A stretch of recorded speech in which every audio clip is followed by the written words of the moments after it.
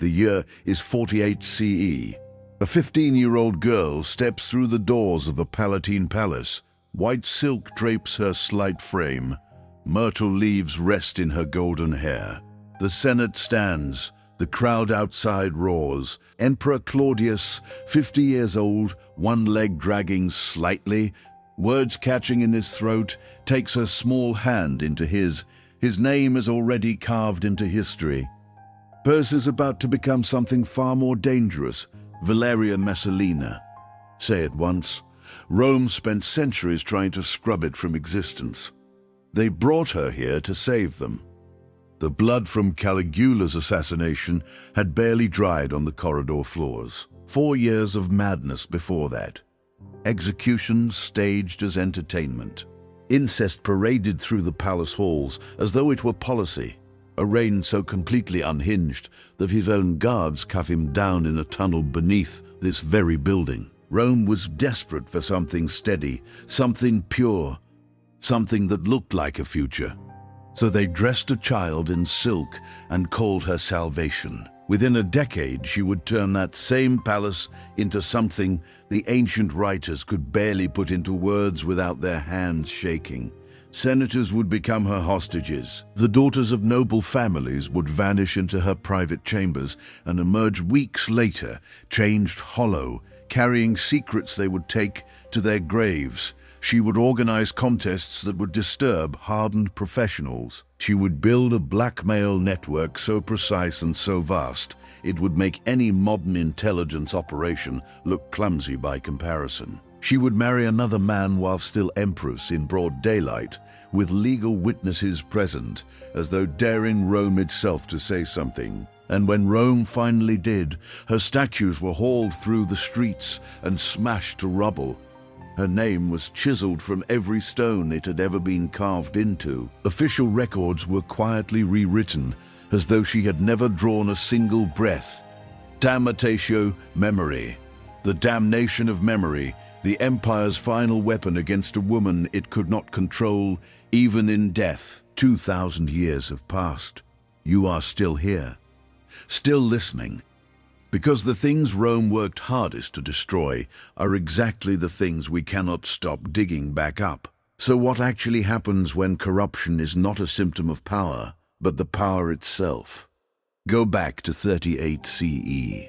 The forum is loud and alive. Merchants moving silk, senators debating grain shipments, children weaving between columns in the afternoon heat. Rome looks unbreakable from the outside.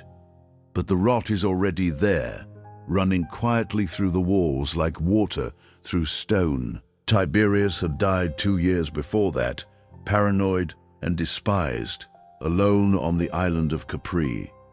Then Caligula came, 4 years of something that barely resembled governance. A horse elevated to the Senate as a public joke aimed at every man seated inside it, senators forced to sit and watch, while he humiliated their wives at dinner, smiling, daring any of them to react. When the Praetorian Guard finally moved on the 24th of January, 41 CE, it took 29 stab wounds to end it. His wife died beside him. Their infant daughter's skull was broken against a wall. Rome exhaled for one moment, then immediately panicked. Who comes next? They found him hiding behind a curtain. Claudius, the stammering uncle nobody had ever taken seriously. The one with the limp, the one whose own family had kept away from public functions out of embarrassment. 50 years old. Had never wanted power, had never expected to hold it. The Praetorian Guard proclaimed him emperor anyway, not because he was the strongest candidate, but because he was breathing and Rome needed someone in purple before the city started tearing itself apart.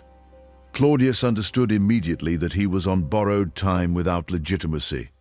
He needed an heir. He needed a dynasty. He needed proof, visible and undeniable, that the gods had not abandoned Rome entirely. So he married Valeria Messalina, a third cousin, 15 years old, with a bloodline tracing directly back to Augustus himself. She was everything Roman poets spent their careers describing: pale skin, golden hair, features that looked less born than sculpted. She had been shaped for exactly this role since childhood, taught to lower her eyes at the right moments, speak softly in the presence of men, embody the kind of visible chastity that entire civilizations are built on top of. The Senate approved without hesitation. The people celebrated in the streets. The empire had a future again. But here is the question nobody thought to ask at the time. What actually happens when you take a child, dress her as a goddess, and place her inside a palace where every single door opens at her command, where grown men bow when she enters a room, where her husband is twice her age and quietly terrified of losing everything he never asked for? When you tell her that her entire worth lies in her womb and her purity, that she must be modest and obedient and chaste, a living symbol of everything Rome claims to value.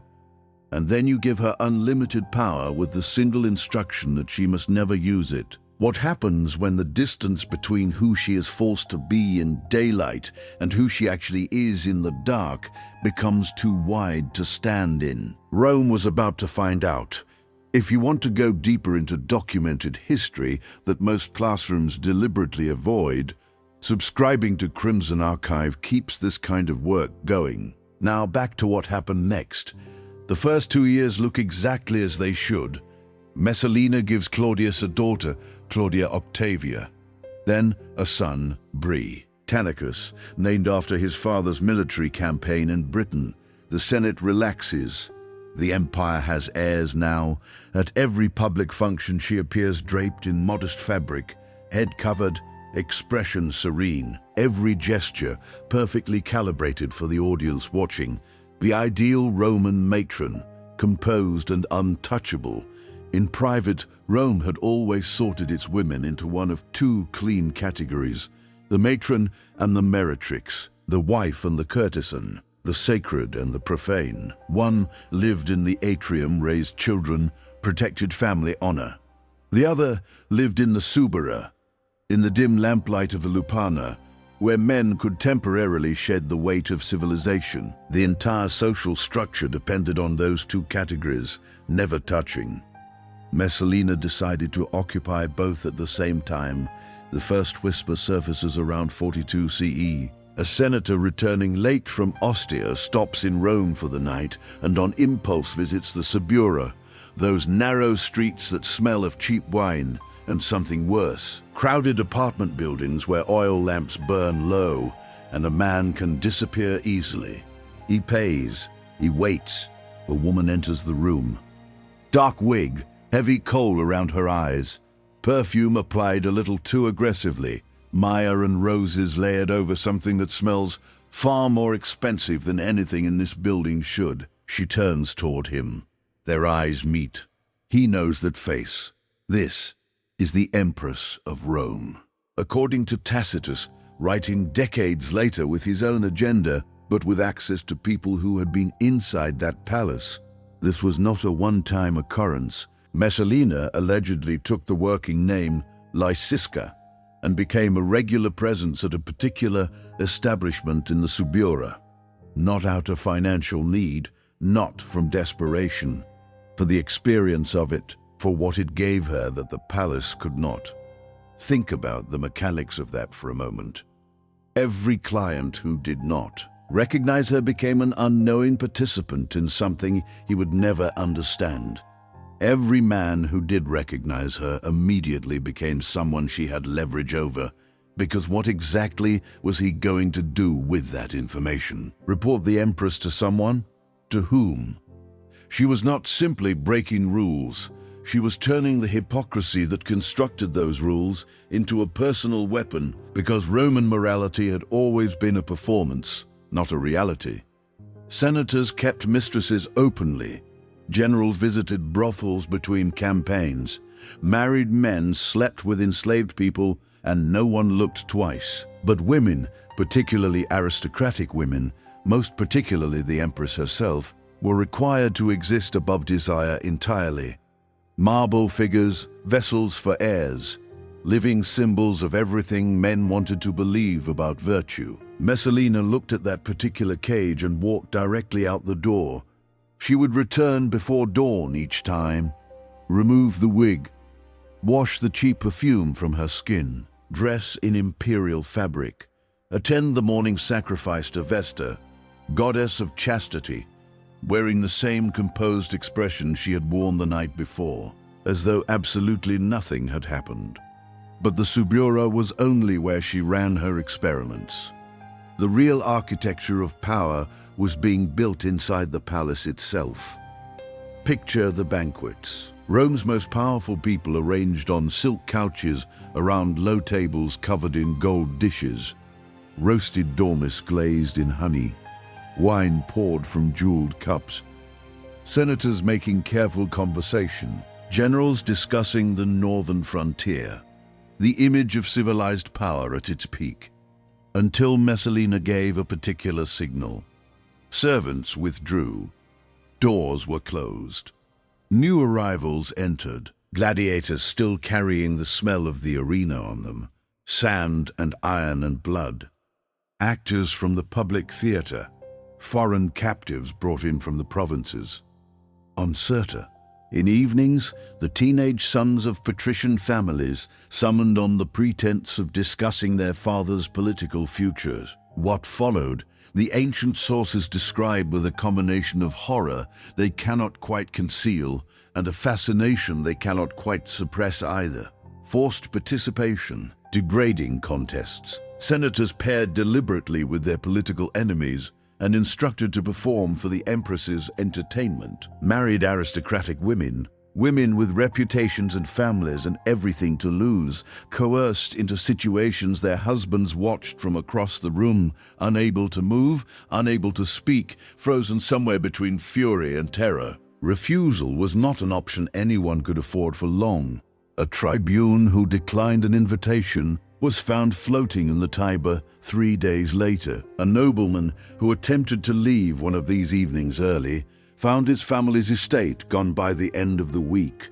The message moved through Rome's elite without needing to be stated directly. The empress did not accept the word no. Then comes the contest. Pliny the Elder records it with the detached precision of someone documenting a natural phenomenon he cannot explain. A competition between the empress and a well-known professional named Sylla, not for money, not for any material reward, purely for dominance. Who could take more partners in a single night? 25. Messalina won. True account, exaggerated rumor, or deliberate propaganda assembled after her death?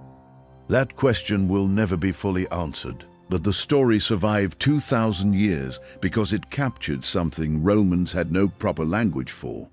A woman wielding sexual power not as submission, but as a form of dominance. Not as something done to her, but as something she deployed. Rome could not categorize that, so it converted it into myth. And myths do not come from nothing. They reflect something.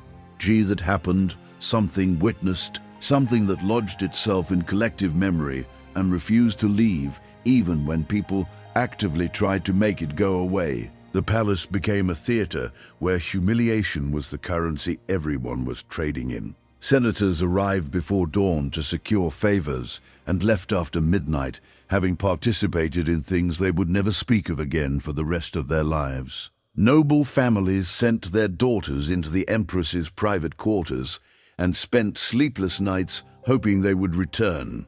Most did, some did not. No one asked detailed questions, because by that point everyone in Rome's upper circles understood the structure they were living inside. Messalina was not simply exercising power. She was collecting it person by person, secret by secret, building a network of shared complicity so dense and so interconnected that moving against her meant dismantling yourself in the process. Every participant was also a prisoner. Every witness was also an accomplice. She did not need the Senate's approval or their loyalty. She had their shame, and that was a far more durable currency. Loyalty shifts depending on what the wind is doing. Shame tends to be permanent. Through all of it, Claudius worked, commissioning aqueducts, reforming the courts, expanding Roman territory into Britain, the competent emperor everyone had underestimated, doing the actual work of keeping an empire functioning. Did he know what was happening in his own palace? Of course he knew. The city was talking about it constantly. Senators were pulling his freedmen aside to whisper. His own administrators were begging him to act. But what exactly could he do? She was the mother of his heirs. Moving against her meant standing in front of the entire empire and confirming every suspicion anyone had ever held about his weakness. It meant potential civil war. It meant Provi. NG right every person who had ever said he was not capable of controlling his own household. So he did what powerful men have always done when the truth becomes genuinely unbearable. He looked the other direction. He worked harder. He pretended the rot was not spreading through the foundations. Until the autumn of 48 CE, 10 years into the marriage, the year everything collapsed at once. Claudius is in Ostia managing Rome's grain supply, which is not a minor administrative task. The entire city's survival runs through Egyptian wheat shipments, and any disruption to that system means riots in the streets within days. He is doing the work that keeps Rome from consuming itself. Back in the city, Messalina is getting married. Not secretly, not in some private arrangement that could be later denied or explained away. A full public wedding ceremony to Gaius Silius, consul designate, one of the most powerful senators currently active in Rome. Young, visibly ambitious, everything Claudius was not and had never been. The ceremony had witnesses. It had contracts.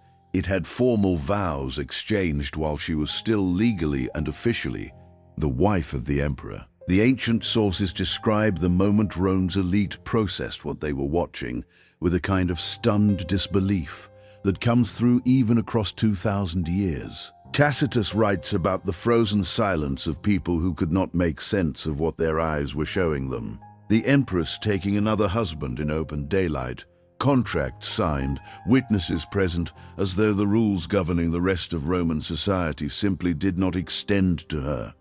Was it an attempt at a coup? Did she believe Claudius was too deteriorated to respond? Did Silius genuinely think he could step into the emperor's position through marriage? Or had Messalina arrived at a point where the transgression itself had become the entire point, where the power she felt came not from the secrecy, but from the act of forcing Rome to witness it and do nothing? We do not have her account of her own thinking. We only have what she did. And Rome, corrupt Rome, exhausted Rome. Rome that had watched everything she had done for a decade and said nothing, finally reached a limit it could not step past. Narcissus, Claudius's most trusted freedman, received the news first and traveled to Ostia immediately.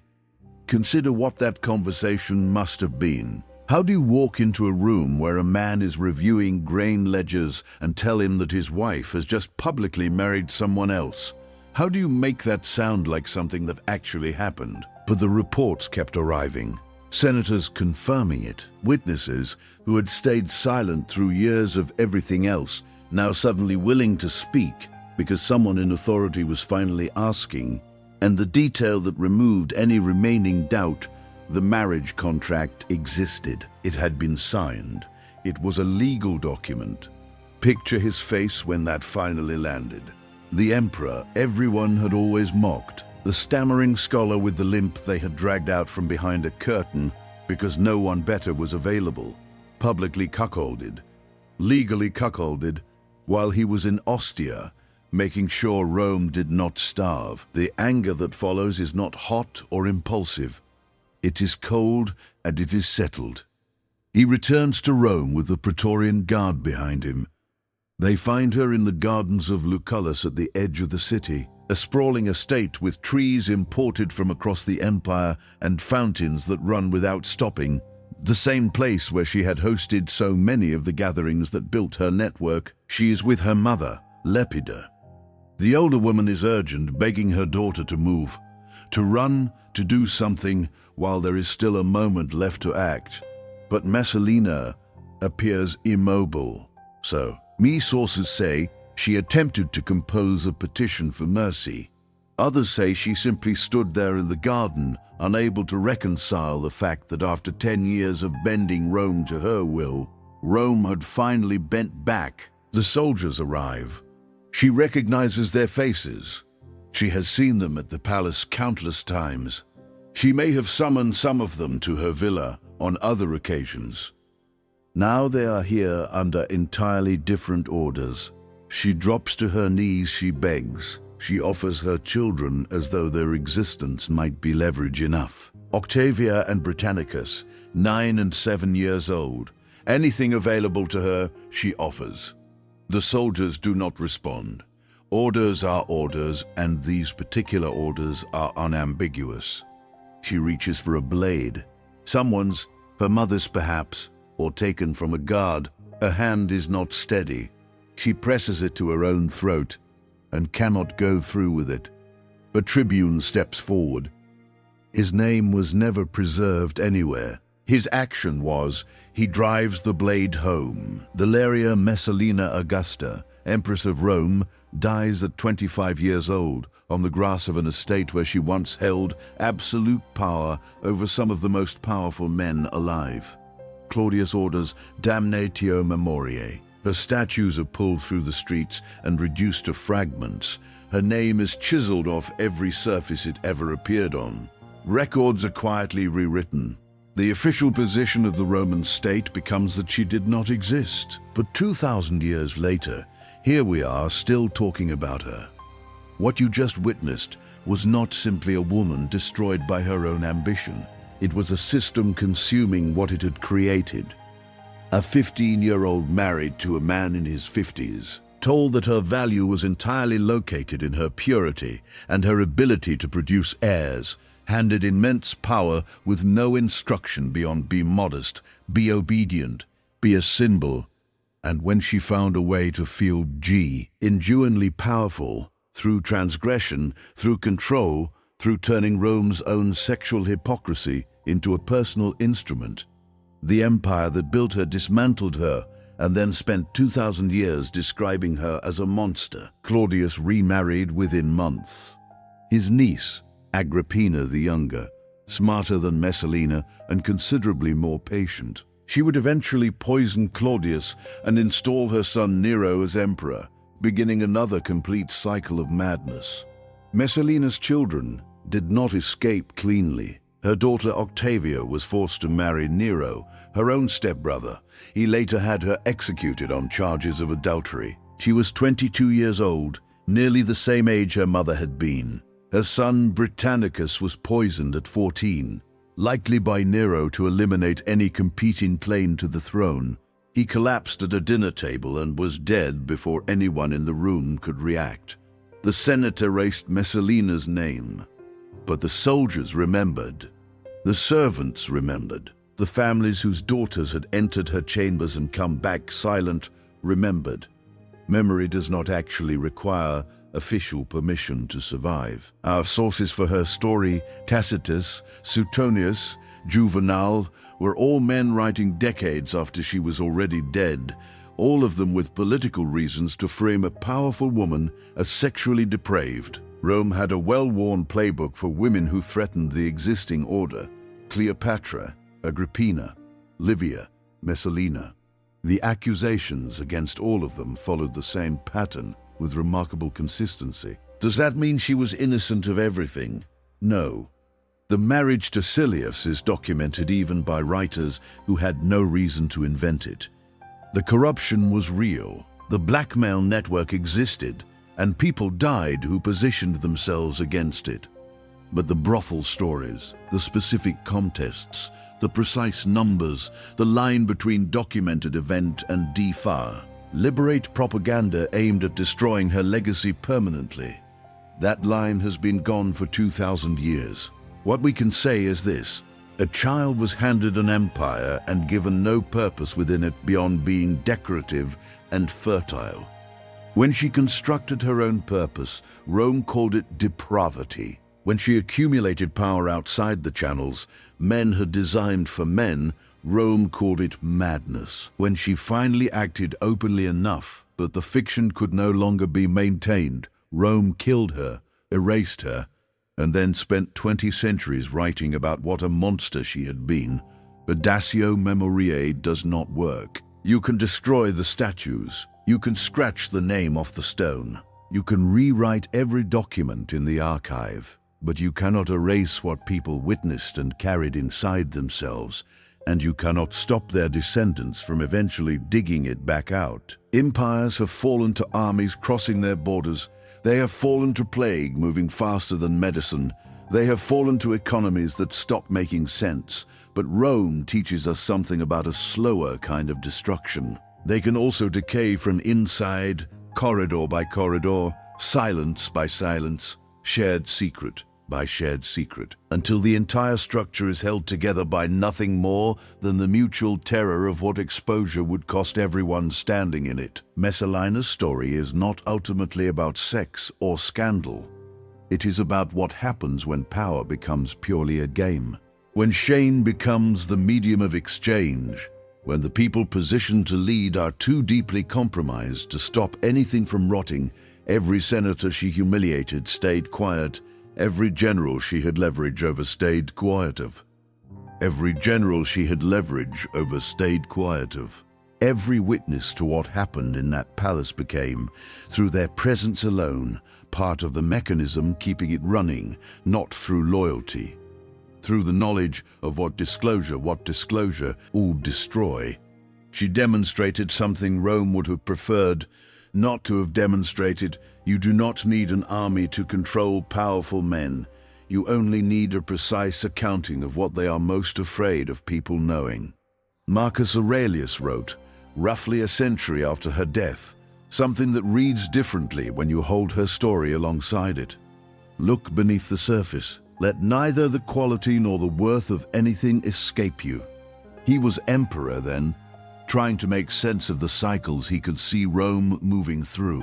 He may have been thinking about people exactly like her, about surfaces that gleam while the interior is already gone. But he might just as easily have been writing a warning aimed at us, because the actual lesson of her story is not that she was uniquely corrupt or uniquely dangerous. The lesson is that Rome produced her. Rome married her off at 15. Rome gave her power with no legitimate outlet for it. Rome built the entire system of hypocrisy she eventually used against it. And when she used it in ways that made that hypocrisy impossible to ignore any further, Rome destroyed her and called it justice. Her name was meant to disappear. Instead, it became permanent, not because Rome wanted it to survive, but because truth, however distorted by the people recording it, however buried under propaganda and revision, has a quality of returning to the surface that nothing has ever successfully prevented. You can still walk across the Palatine Hill today. Tourists move through broken columns and crumbling foundations, taking photographs, reading the plaques about Augustus and Nero. They are walking through the rooms where she held power over the people who were supposed to be holding power over Rome. The question she leaves behind is not really about ancient history. Look at any modern structure of power, any government, any institution that has BN standing long enough to accumulate secrets. How many people inside it are staying quiet because speaking would cost them everything? How much of what looks like stability is actually just everyone simultaneously protecting their own exposure? Messalina is not haunting the Palatine. She is haunting every building where power and shame have been sharing the same space long enough that no one inside can remember which one arrived first. If this kind of history, documented, complicated, and deliberately buried, is what you want more of, subscribing to Crimson Archive is how you make sure we keep finding it. The past does not stay buried, it just waits for someone willing to dig.